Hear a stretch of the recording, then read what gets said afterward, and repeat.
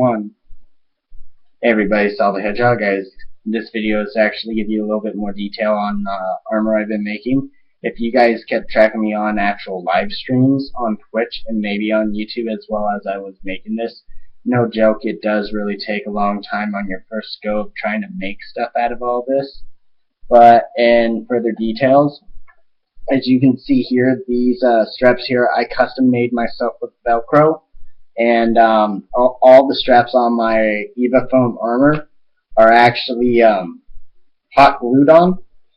Note self, I did learn something about Eva foam and hot glue. The hot glue will not tear away the Eva foam from it if it does rip, even though it's settled. With how the actual picture of this, which my convention cosplay daughter Brittany did, we have pictures up on Facebook. You can actually check her out with a little description below.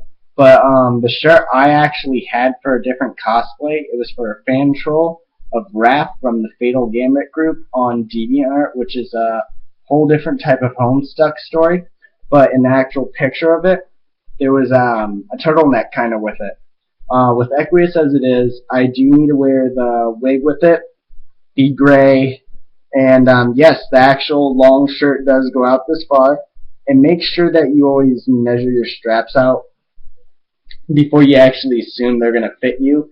If you do it skin tight, you're kind of stupid. You actually, if they're custom Velcro and they don't actually, tighten up, loosen up, you need to do it with the shirt on. But some of the actual ones I've got are buckles with straps. I did have to cut them up in half, where I'd have to hot glue it, and it's a lot better because with these, let alone the shoulder pads, they're got at least two different one buckle set and one that's actually being held up. So think of Attack on Titans when you actually have to do all the straps, because if you come down here, you can kind of notice that I've got two straps just on the belly part, and then for the chest piece, I've got two overall ones. As you can see from the back, this is actually holding it up from the middle part, and then we got two going over where I hot glued it, doing a loop. So I'm able to actually string in part of this shoulder part that actually has to go on first, and then with that said, you actually have to do a buckle, because if you don't and it's Velcro, it's going to come apart easily. If you got the buckle, you can snap it, and that part right there is where I'm able to actually bring this all the way back. So shoulders would actually have to go on first. Then you would actually need to make sure your buckle is lapsed through. As you can see, you need to make sure those go through and have enough room for them, a good inch and a half, depending on how you do it. And the arm ones, as you can see, I just made the gloves right on the spot tonight to actually do all this. And you need to make sure that these go in two different spots, because you need to have it moving like real armor. And that's how you'll be able to stand up straight and be able to get your full abdomens and everything. With the little details as I was talking about earlier, the bottom parts of my straps for the leg part, instead of the kneecaps need to be a buckle, so they're readjustable. And yes, it does go over the leggings, and with this, it should be like this, only because I don't have it like that. I need to actually cut and do a Velcro right here. But you're going to have two different straps for the leggings. As you can see, this one's more proper the way it needs to be. This one's just a little bit loose, as you guys can see, because the strap needs to actually be doing that. I would rather be doing a buckle myself, so I may go out and buy two buckles to actually do that kind of situation. But in the time being, I'm going to go ahead and do a Velcro situation. In truth, all of the armor or any type of attachments for anything on your cosplays, I insist it being buckles, never Velcro. You want stuff to be loose and tightened at will. So in case of something starting to get really tight, you want to be able to actually have the things forcibly on their own, loosen and tighten up on their own. And the reason why you'd have to have knee pads separate from the actual leggings, because as you saw in the live streams that I did, they weren't able to actually fully move on their own. So now that I've actually got them separated, they're able to actually do what they want. These will actually come up a lot more. The boots themselves aren't made by me. My girlfriend, loving girlfriend of mine I love so much, got me the boots from Walmart. They're interception ones, with the exception of they have zippers on the sides with Velcro going over the zipper so it doesn't look like it's there. They're wide arch, adjustable type of boots. And then for the rest of this costume, canon as it was to the picture, involves straight black pants. You do need a belt on, but color coordination towards the costume, you can sub it out for a black belt, which is kind of nice. But the actual canon color is blue with a metal thing right here to actually show. It would be showing more if I actually had the color going, and you can see it.